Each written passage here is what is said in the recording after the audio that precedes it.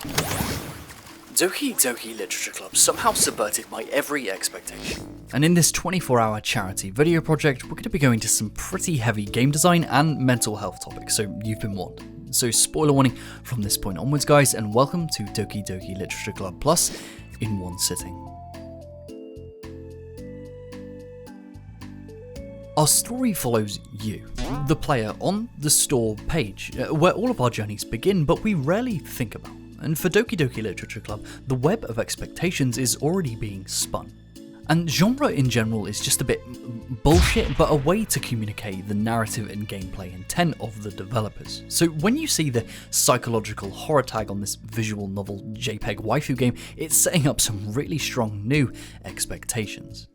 And the first thing the player sees in the game is this ominous warning of what's to come, and then the juxtaposition of the Doki Doki waifus. The game then holds onto this for a very long time, basically just becoming a dating sim for the next few hours. And well, you know the type. A high school student reluctantly joins a literature club by force and has to find a way to politely seduce his new PNG pals. Natsuki is the Tsunere, Yuri is the shy one, Sayori is the childhood friend, and Monika is the older sister type.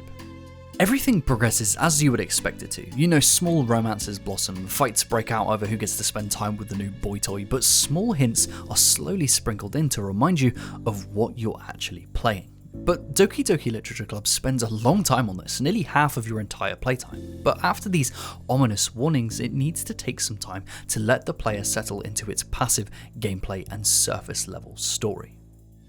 A few poems and a lot of dialogue later, the narrative begins to devolve.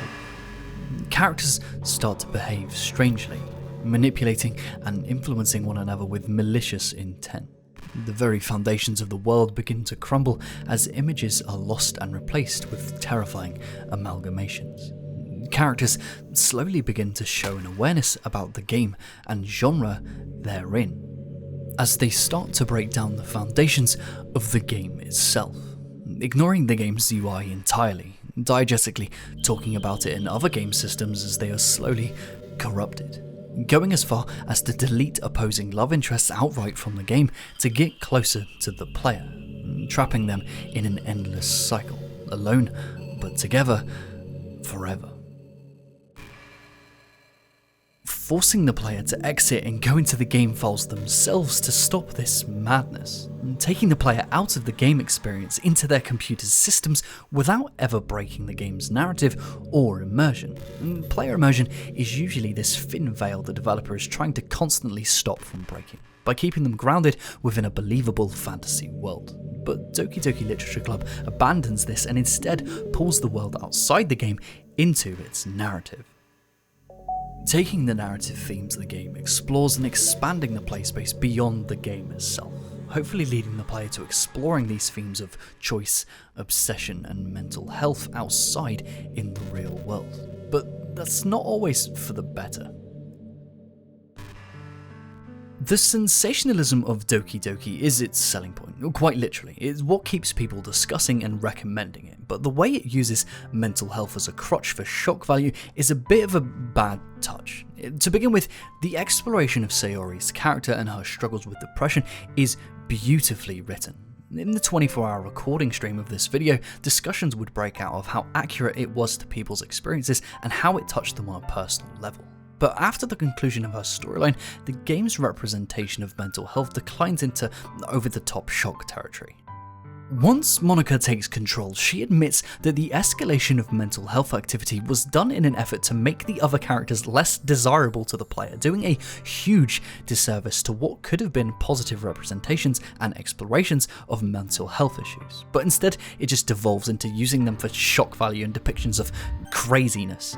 In my mind, there are two games here.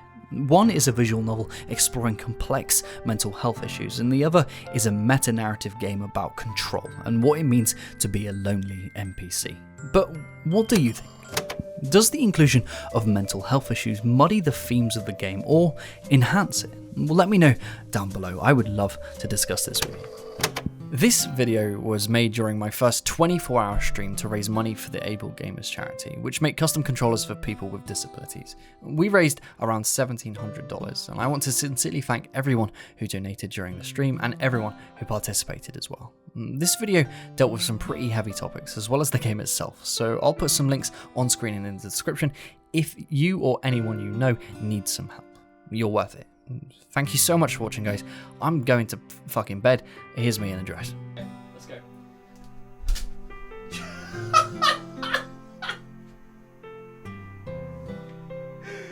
Oh my god! The jump made this come off. That is absolute banter.